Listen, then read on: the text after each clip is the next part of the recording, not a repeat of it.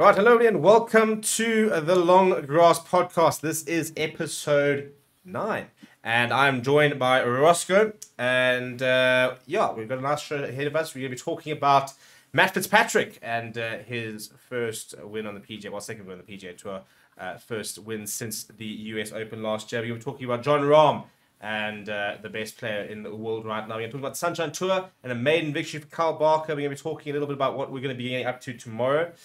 Which could be an absolute disaster of a morning. And a couple of other things, looking a bit at the week to come. We've got the Zurich Classic and the PGA Tour this weekend. We've got a Live Golf going to Australia, Cam Smith on his home territory, and the Sunshine Tour season comes to an end over at Serengeti. First of all, Roscoe, are you well? All good, thanks, and yourself, Steve. Yeah. No, I can't complain. Gotta keep myself in a good mood because tomorrow morning when we go out and play, I don't think this mood's going to be that great, to be honest. It could get ugly.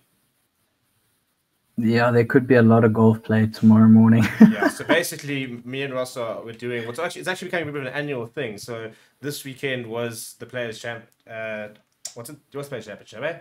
At the Stevie P Championship at Players Championship. And so that finished on Sunday, and tomorrow we are going to go and play the same course, Stanford, in tour conditions. And I'll be very surprised if they've done much, maybe moved a couple of pins tomorrow. But it's going to be a course in tour conditions. And last year when we played it, it was pretty difficult. And as you said, apparently the green's rolling pretty quickly at the moment. Yeah, they were getting up to about 12.5 on Sunday. So I think we might be in for a treat. And I think another thing that's going to add to our joy and fun is the temperature drop over the last week or so, and our tee time 6:46. So I don't think we're going to be warmest we've ever been standing on the first. When I looked at the weather tomorrow, it's a low of 10. So it's hopefully won't be anything lower than that. Because I think last year, we played at about 6 degrees when we were out. Because you also played very early last year. It's pretty cold though. No, it is. But I think last year we played about 2 weeks. Might have to break out the mittens. I don't have mittens. Yeah. So I've barely got jerseys. I actually need to go see if I've got a pair of longs that fit me. To be honest, I've been at shorts golf for the last 6 months. I had an umbrella that I needed to take back to the golfers club, so I was actually there today, and I got myself a pair of longs that fit me because I didn't have any others. Yeah, that's what I was going to be. Correcting for winter golf. You're going to see me in shorts on the first tee box, get to the second, pull out a pair of tracksuit pants, and off we go. I'm pretty sure you wore shorts last year, though. Everybody else was in longs and jerseys. I did wear longs, shorts. I think. I'm pretty sure I wore longs. Did you? Yeah. Well, we've got video evidence. We can go back and have a look later. Yeah, and last year I remember starting off so well and then just absolutely crumbling in the back nines. So yeah, our back nines were not anything to write home about. To be fair, are we off 1 or 10 tomorrow? 1. Because I think we were off 10 last year. Yeah. So there we go. New start, new year, new me. My handicap's gone down. Your handicap's gone up actually, I think, since last year. Let's actually find the scores from last year and see what we shot. It has. I think I shot about 102. I shot 81. I think I shot 81 or 83. Yeah, we're gonna have to go back and check that, and then compare tomorrow and see if we can every year start improving our scores. 2020. By the time we're gonna get to 2027, you're gonna be seeing I'm gonna be improving my score 4 days in a row on the tour in the tournament. You heard it here first. Give me 4 years. Oh. But let's start with the Sunshine Tour then, shall we? Because Kyle Barker, everybody talking about the nicest guy on tour, winning there, and it was a pretty impressive tournament. We had everything. We had Dani van Tonder with an ace on 11. We had let's just talk about Casey Jarvis at 59 on Saturday, and he missed a birdie putt on the 18th, which could have been a 58. Yeah. How special do you think this Jarvis is?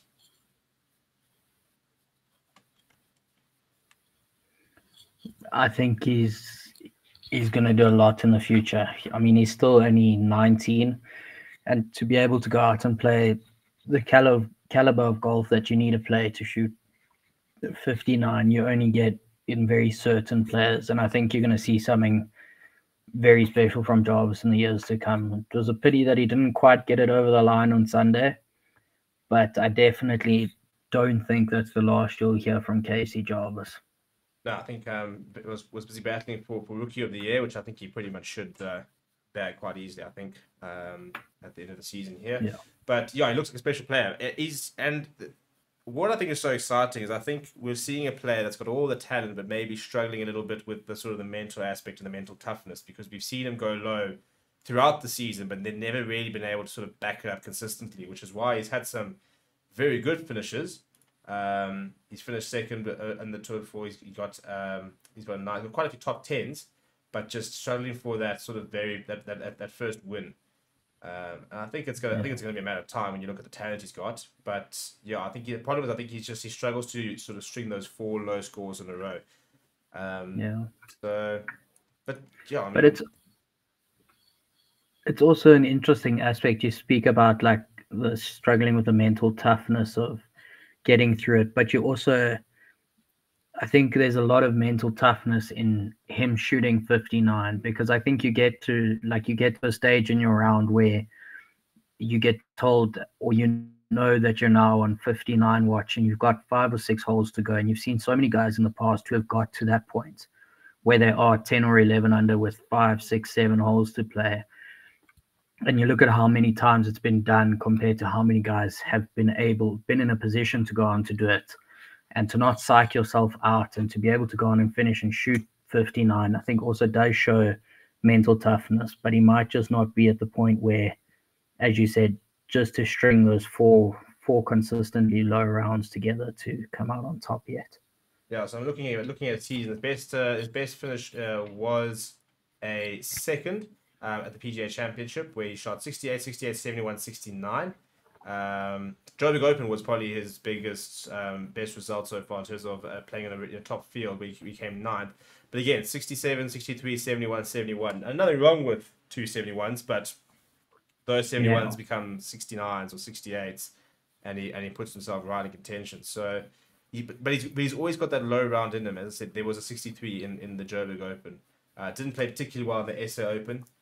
Missed the cut there, but he's got low rounds in him. It's just a case of, I think, stringing together that sort of perfect weekend.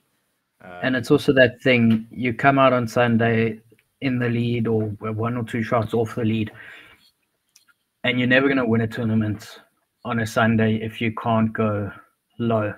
Yeah, you can be leading by 4 shots. If you come out and shoot level par, 1 under par, the chances are somebody's going to come out and shoot a low one and catch you, like Kyle Barker did. He went into the final round. I mean, what? He would have been 3 shots off the lead. And he was the guy who came out on Sunday and shot the low one and caught everybody. Yeah, I mean, looking at his scores, yes. So I mean, his day 4 scores. His last day scores: the Poker Championship 74, Johnson Workwear 70, yesterday was 68, 71 STC 69, 67 STC Open was pretty decent, 66 in the 67 in the Pro Am, sorry, the Cape Town Open at 68, but then a 76. He does tend to go pretty high on that last day, or struggles to go really low. And in fact, if you look at it across the season, a lot of his high scores are coming on the last day. So. Yeah, I think it's an age and experience thing as well. I think also as he develops as a player and stuff like that, I think he'll just be able to sort of get through in that last day. Because I think if he can string together that last day performances, he could really start to put himself in contention. But definitely one of the brightest prospects on the Sunshine Tour. Not even just as a junior, but just as a player. Very keen to see what he can do. Definitely. Next year. Now let's talk about a bit about Michael Palmer, and the only reason the reason we're going to bring him up is because we know, and yesterday bounced back with a very nice result. He's struggled of late. We spoke to him in after the Alfred Dunhill, where he missed the cut. He missed the cut for both the Joburg Open, SA Open, the Alfred Dunhill, as well as the Mauritius. And when we spoke to him after the Alfred Dunhill, he was talking about a swing change and the fact that he was playing with a fade and now he's trying to play with a draw, and how it's taking a while to sort of kick in. But our very own Matt de Barros was on the bag this weekend. And I'm not going to talk about the story that he's going to have to come and talk about it himself, because I think it's too good to spoil. Yeah.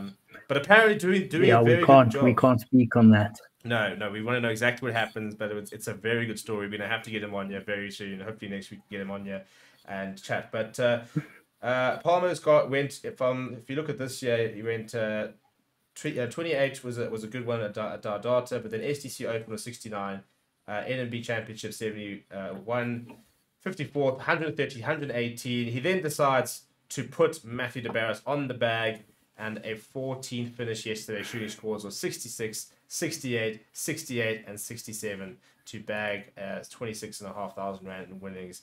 Apparently, all due to Matt DeBarros's phenomenal caddying. Who knew that we had a great caddy in the mix?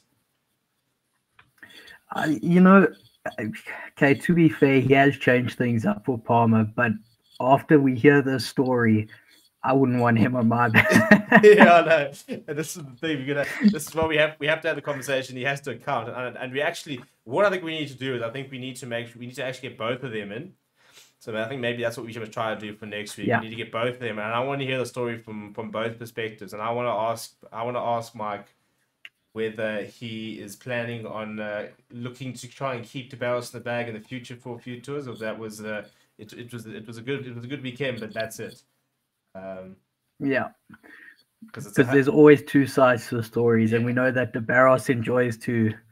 He's a good storyteller, DeBarros. Yeah, so I really want to hear the story from both things. I think it's going to be a very interesting one to hear. So we're going to keep that for when he comes on. I don't want to go into it. I know we talk about it a lot without talking about it, but it's a very, very, very funny story.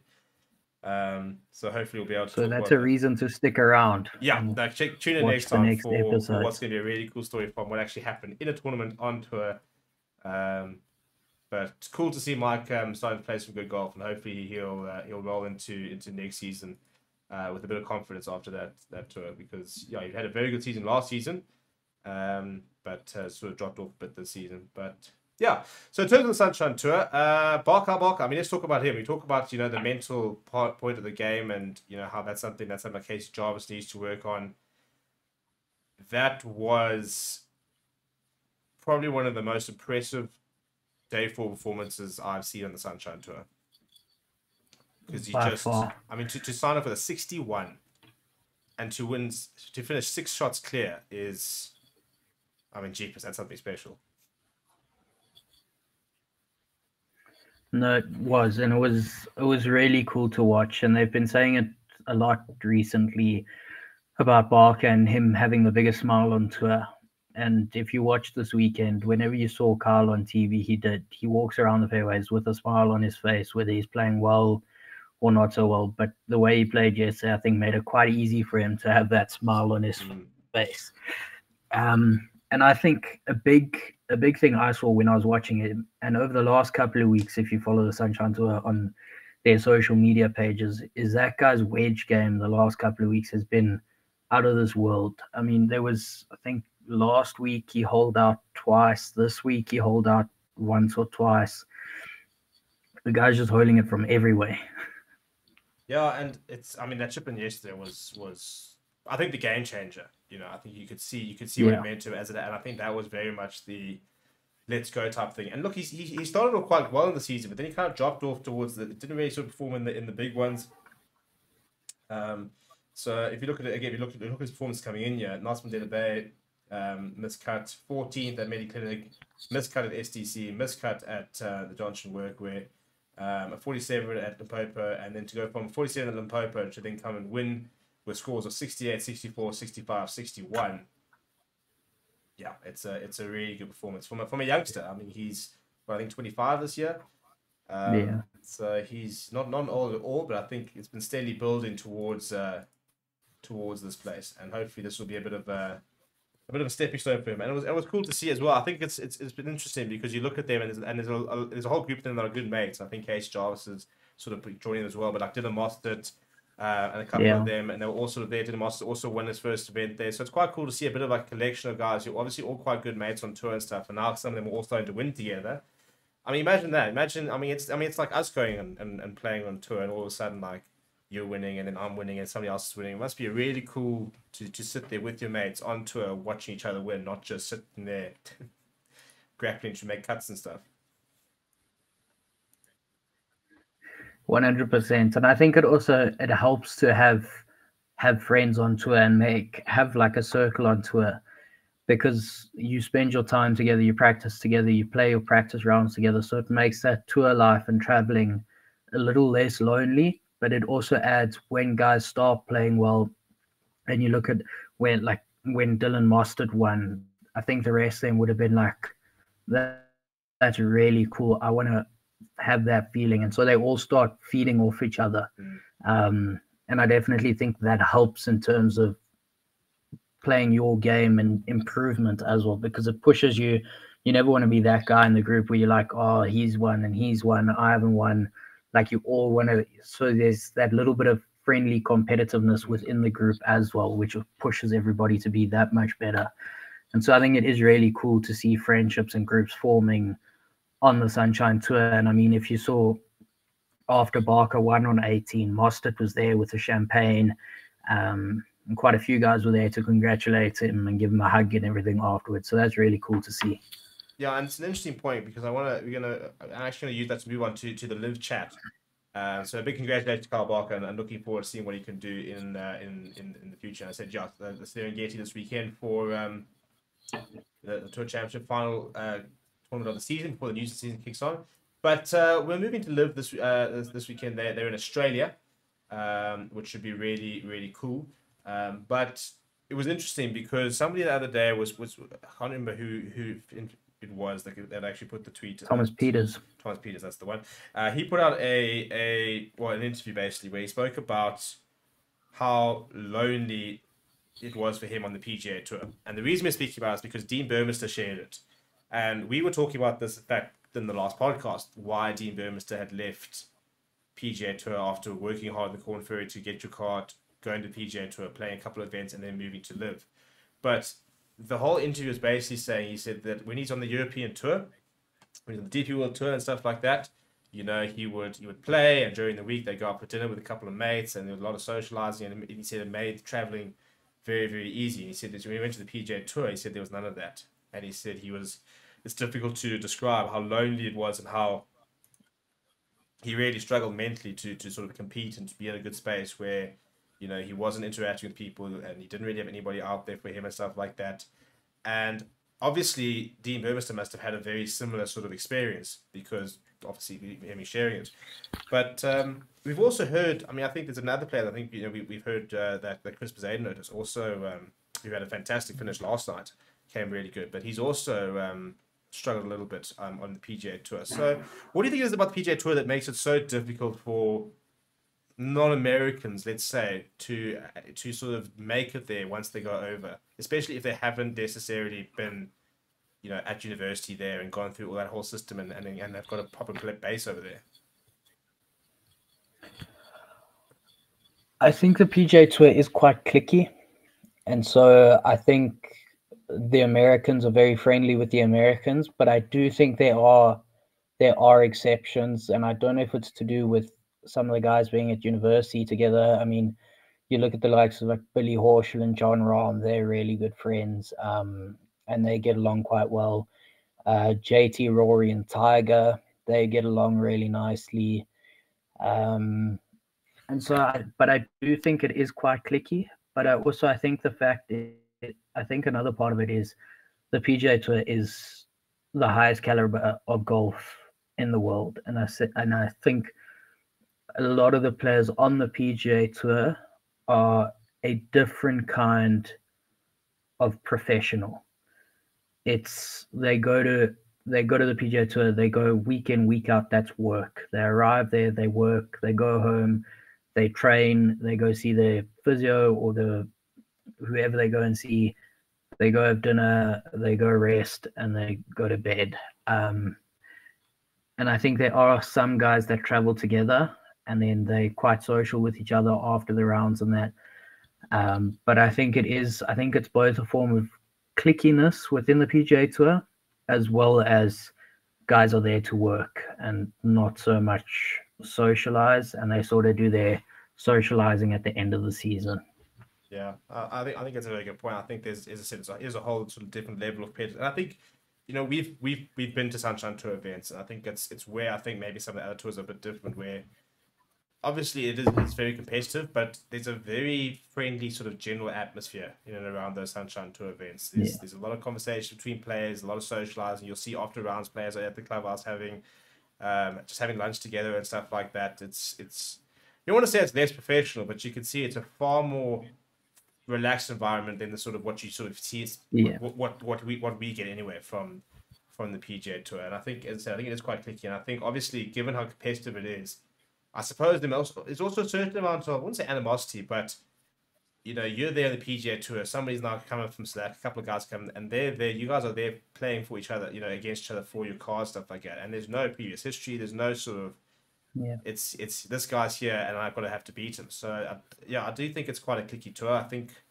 that you have to have a very, very strong mental game to be able to thrive. And I think, look, I mean, and as you said, I do think that the players who potentially like gone to university over there. I mean, Eric van Rooyen, for example, seems to have settled in life on the PGA Tour quite well. He's won there. Gary Kiko, for example, he's just decided he's going to stay over there. He's set up camp in the US. Didn't even come back for the SO Open or any of the tournaments. Yeah. So Dylan Fratelli's another one. Yeah. He's set up in Texas, loves it in Texas, and spends just about all year there. He's got, and I mean, follow him on social media. He's got friends there, and he watches all different sports and plays all different sports, and he's sort of set up a life for himself within America. But it's also, and a big thing is you look at a lot of the guys on social media. I mean, Fratelli's one of them. When he's socializing, it's never with guys from tour. Yeah. He's socializing with guys outside of tour. And you look at a couple of the other players. I mean, they socialize with the likes of Tom Brady, a lot of the football players, basketball players. So there's not much socializing we see player to player on the PGA Tour. It's more externally.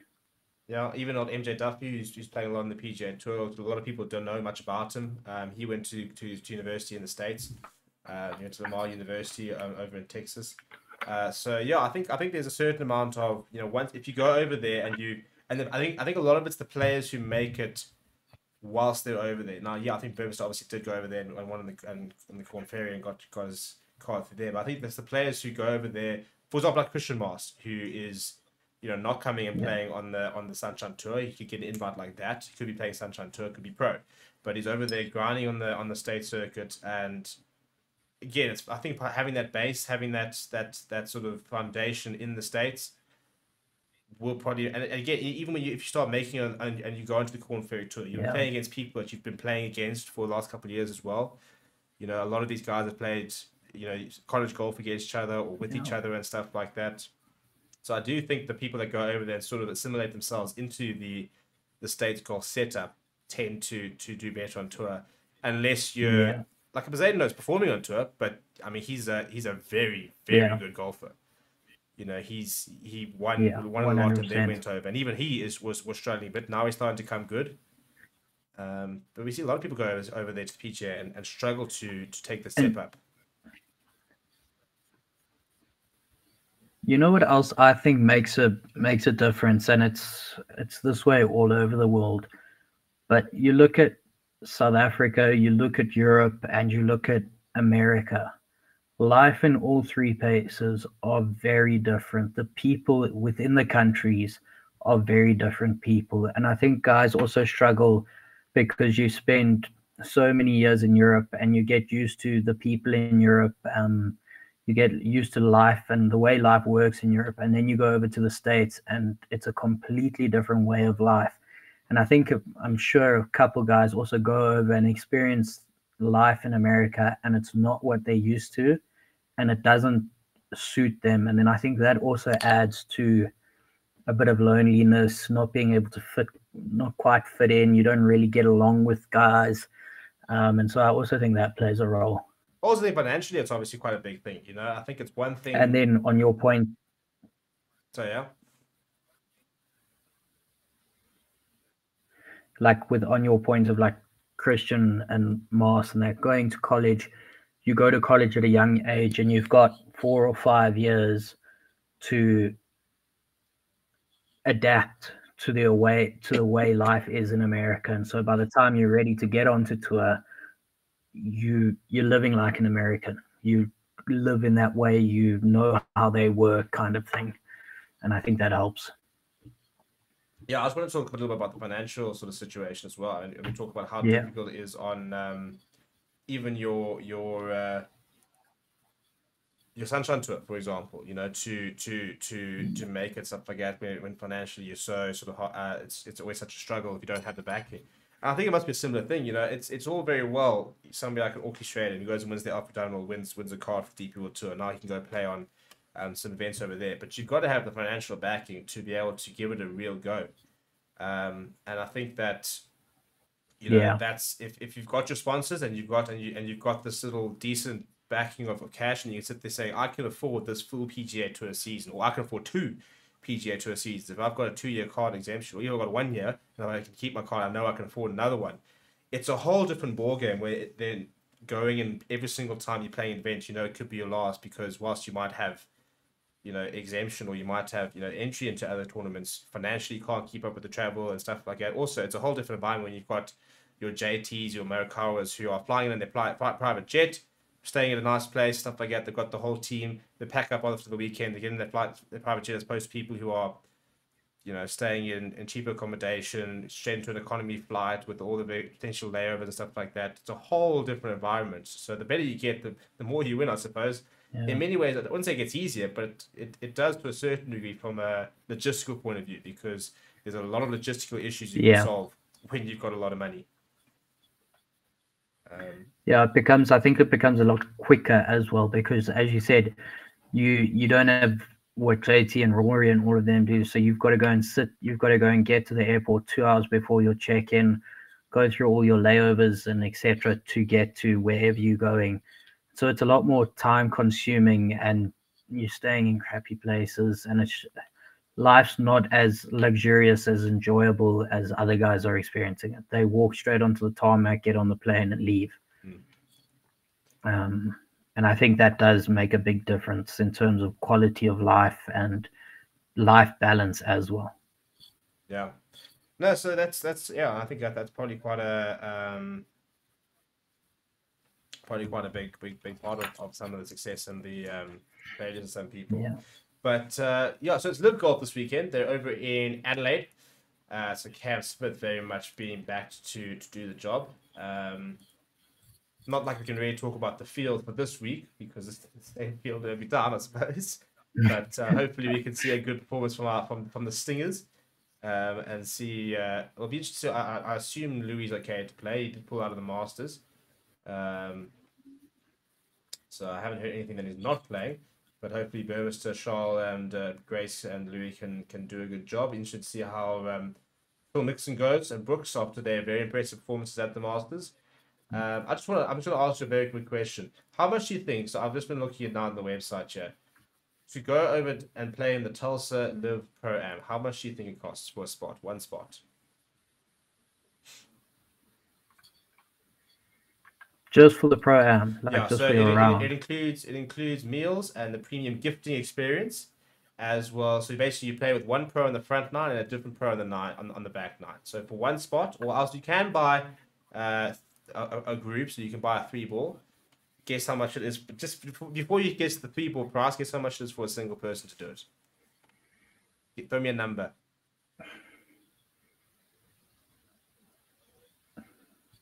$7,000, $7,500, $8,000. Oh, close. So and a 3-ball must be what, 20,000? 21, yeah. So what we're asking people out there is if anybody can just flick us a young 4 million rand, as well as some flights and transport, we will go and play with a pro and let you know what it's like.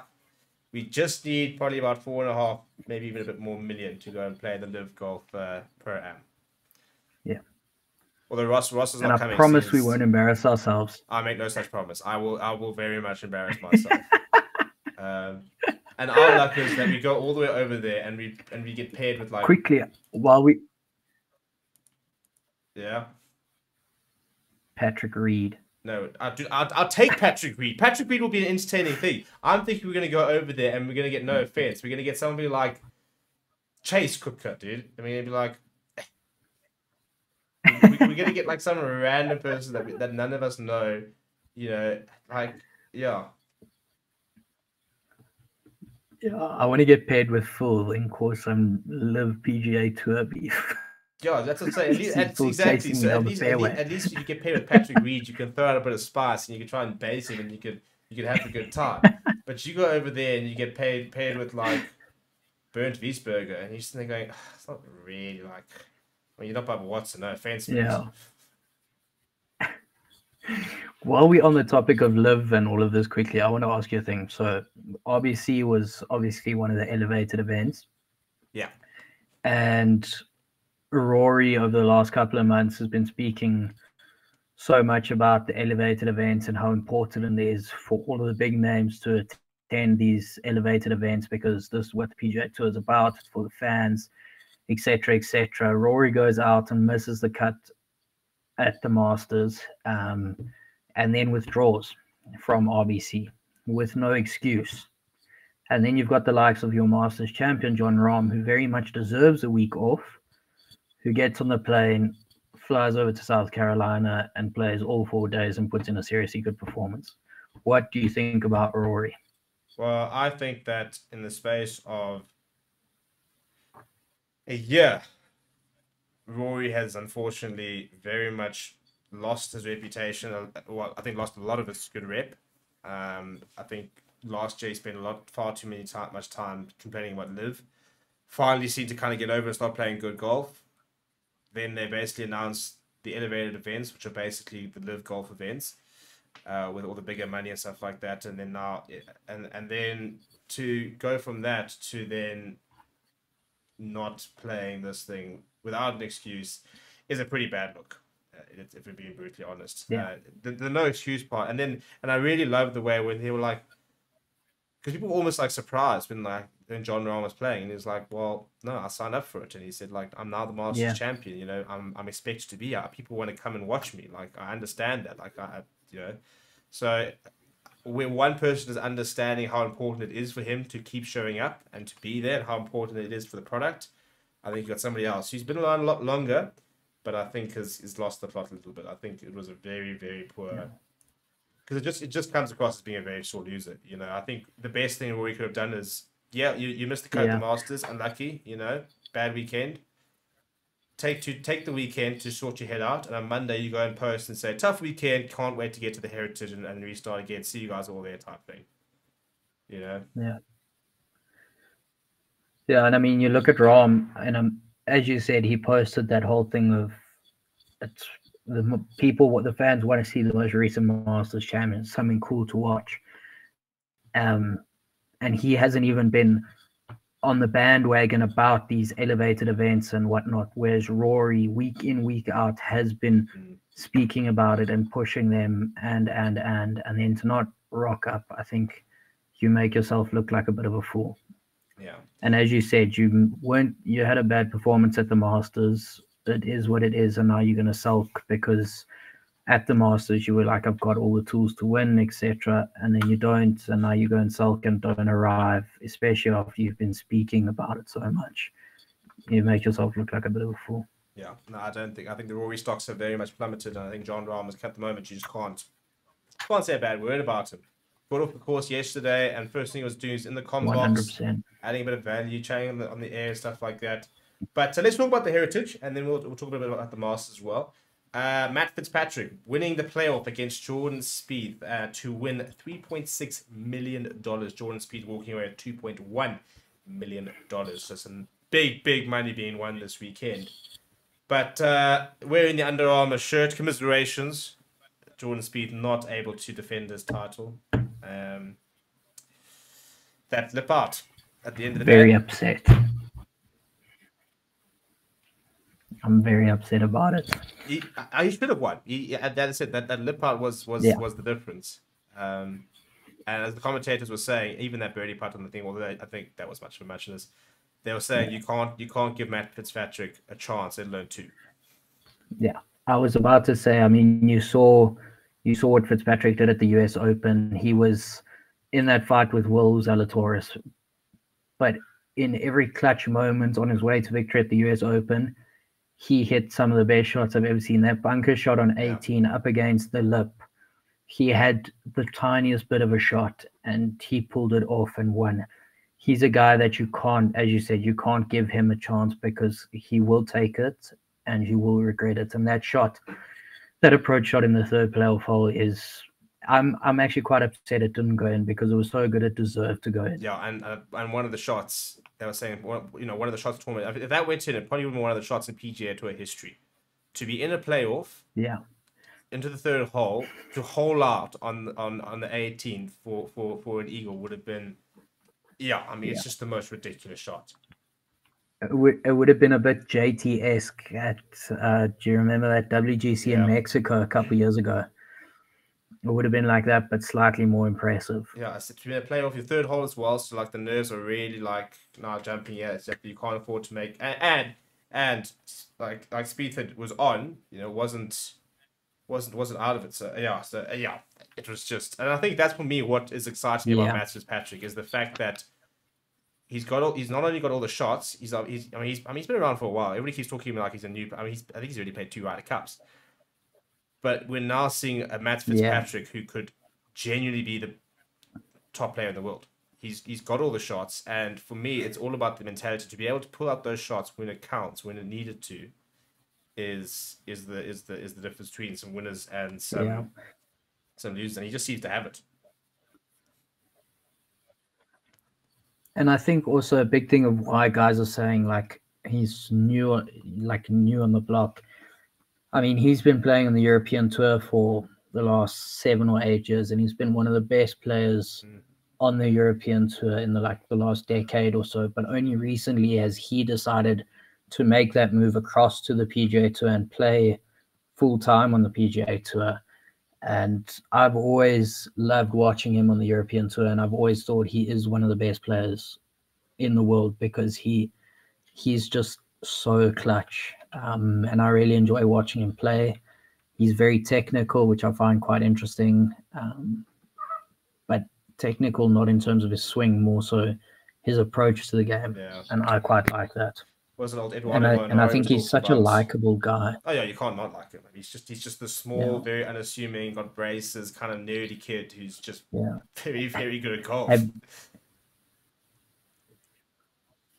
Have you seen, it was posted this morning, I think for the tour, one of those meme pages posted it, and it was during the playoff, Fitzpatrick standing next to Spieth and like sort of looking up at Spieth, and it's like the annoying little brother who always wants to go everywhere with you. Yeah.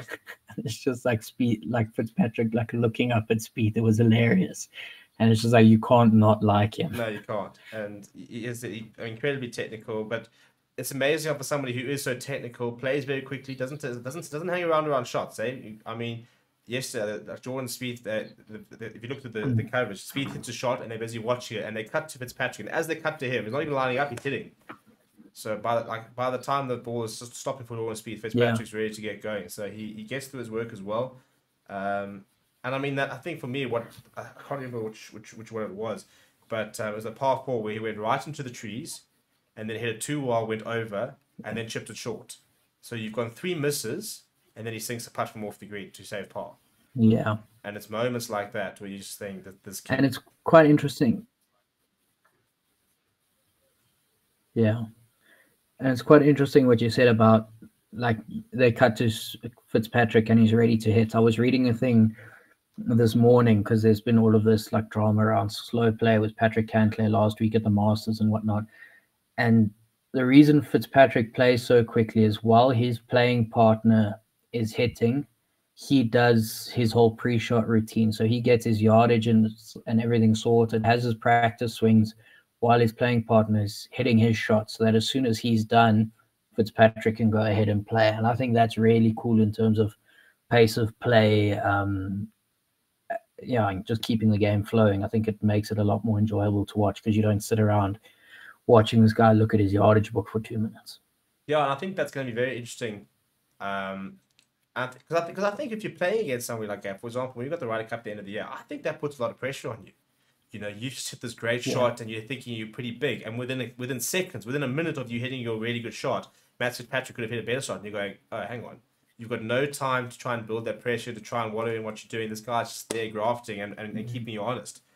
So I think that'll be interesting to see how that plays in the Ryder Cup. I'm very interested to see who he plays with at the end of the year, because we've got no Sergio Garcia. So John Rahm's going to need somebody to play with at the end of the year, which is going to be interesting. Because I think that right now, going into that Ryder Cup, Fitzpatrick and John Rahm and McIlroy are obviously your three big sort of European players. Fleetwood, I'm sure, will be there. And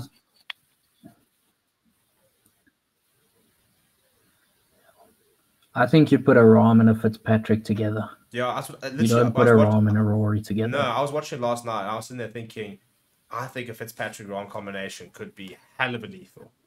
Yeah. And because I think they would feed off each other, and I think they can both get quite hyped up and in the mood, because they're both very fierce competitors. Not that Rory isn't, but I think Rory and Rahm wouldn't clash, but I don't think the chemistry is quite there. But I think a Fitzpatrick and a Rahm pairing would be really cool. Yeah, because I think the guys that can get hyped up, I think the guys that also can are very calm when it counts as well, and won't panic. You know, so for example, in a foursome situation, Rahm or either of them hits a bad tee shot, then neither of them are going to panic. They're going to sit there saying, "That's fine, I don't mind." Rahm, you go put me in the bushes. I'll get us out there on the green. You putt, mate. Like it's interesting how the Ryder Cup is so much more than just taking your 1-2 best player, 2-3 best. It's about finding players who play well together, and often they do that from the European team. Often they'll look at players from the same country and stuff like that. You've got a bit of synergy and stuff, but. Yeah, I mean, we were talking about a year ago how Live Golf was going to be such a big thing for the Ryder Cup because they're going to lose so many players. But I'll tell you what, there's a couple of the UK player or the European players coming through, and I reckon between your Fitzpatricks, Rahms, McIlroy, Fleetwood, Victor Hovland, I think Europe could actually be quite competitive this year. So do I, and with the US losing a little bit of its firepower, I think it could be a very interesting Ryder Cup. Yeah, because no DJ. You say the US is losing a bit of. Well, the US have lost their best players in the last, I think, three Ryder Cups, because the highest. I mean, Patrick Reed and Dustin Johnson are some of the best Ryder Cup players in the last sort of 15 years, to be fair. But yeah, you then have to rely on Scotty Scheffler and Colin Morikawa and JT and Cantlay and Schauffele, and no, they're really slamming it, aren't they? But Christ, I was gonna say as soon as I said they've lost some of their firepower, I was like, Schauffele is pretty good. Scheffler's damn good. Spieth's looking pretty good again. Cantlay, he can play. Outside shot. Ricky Fowler. Ricky Fowler, dude. Yes. He's back, dude. I was watching yesterday. I was 100%. Like, come on. Yep, 100%. You've got to put that guy in a Ryder Cup. Just 100%. The way he's playing at the moment, and he's just made for the Ryder Cup. He's just made for those sort of situations. It'll be such a. Couldn't agree with you more, and I can't wait to see him back in the Ryder Cup at the end of the year. Yeah, the Ryder Cup's going to be so much. And I reckon he could even play himself in on merit. Well, what's it? I think if he gets another top 20 or something like that, he's back in the top 50. Because he came 14th last night or something. T15. Yeah, there we go. But if you look at his season, really is on. I'll bring some of the stats up because they're looking at his recent form, and everybody said they reckon that he's probably he could very well win by the end of the season. With the way he's trending, but if you look at let's go results for the season, he's played 25th in.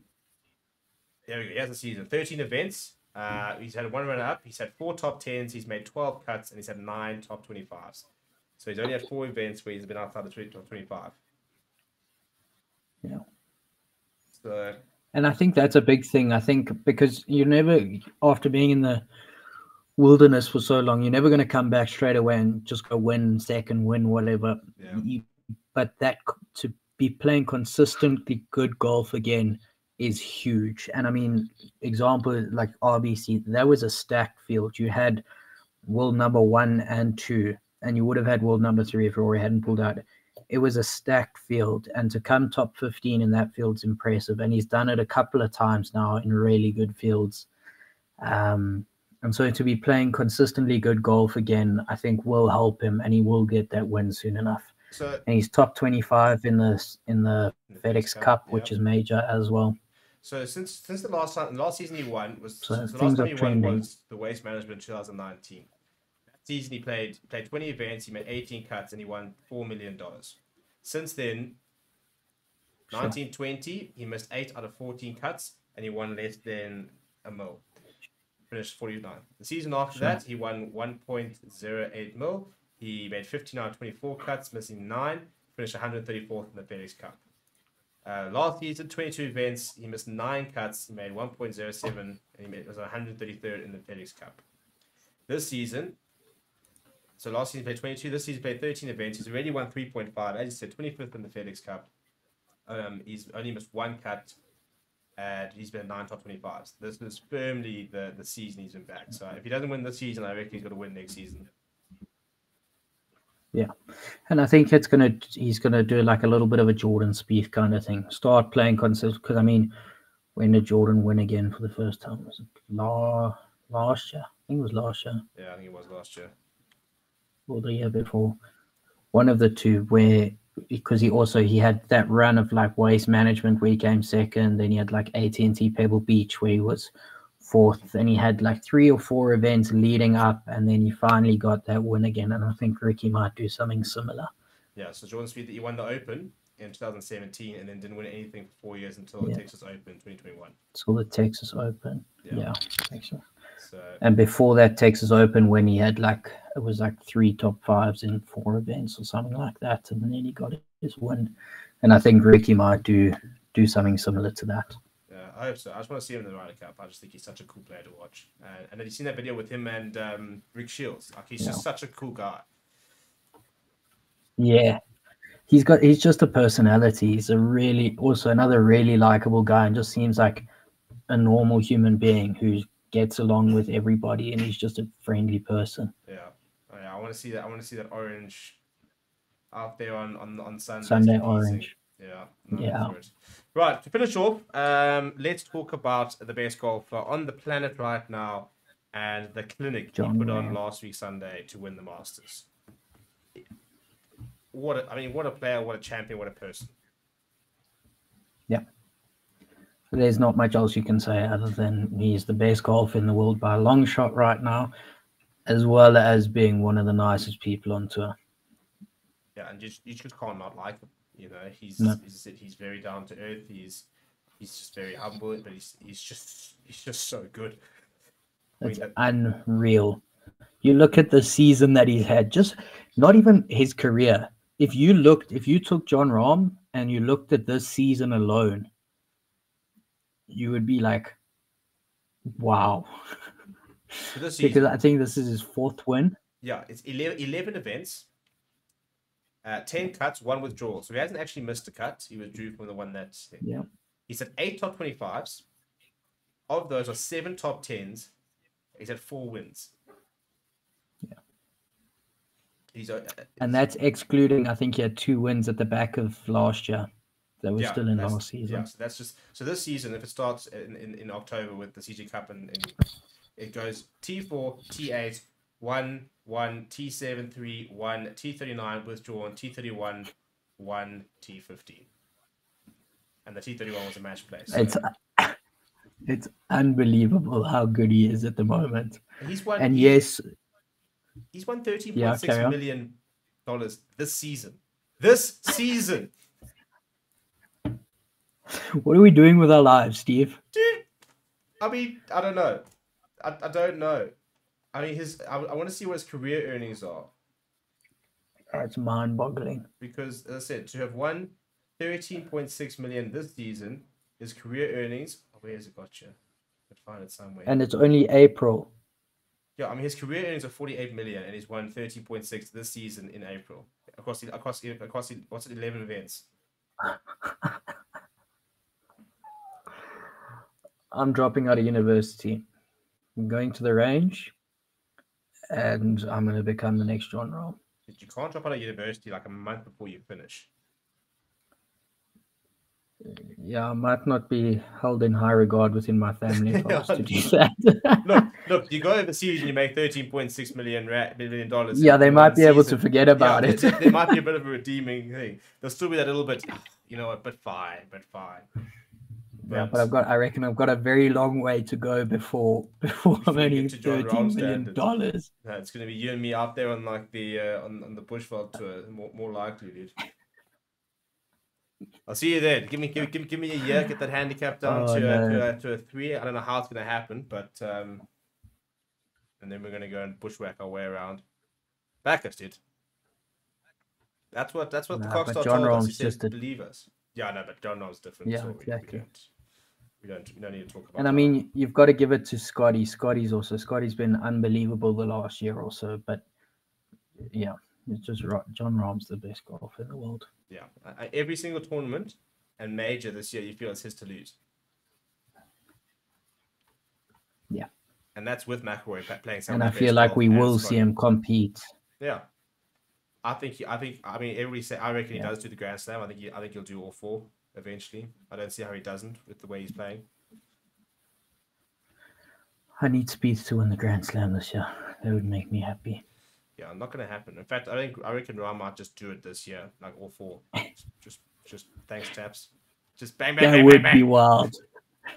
Imagine bang, bang, that bang, would bang. Be very wild. Wins Ryder Cup, goes to Live. Cleans up Live, says right boys, goes to the Asia Tour. I'm retiring. Cleans up Asia Tour, goes to the European Tour, comes to the Sunshine Tour, and he's like, right boys, I'm here to win the SA Open. I'm here to win 52 times in 52 weeks. Yeah, just knowing the Sunshine Tour, they'll probably be like, sorry, you don't actually have an exemption to come down here. Who do you think you are?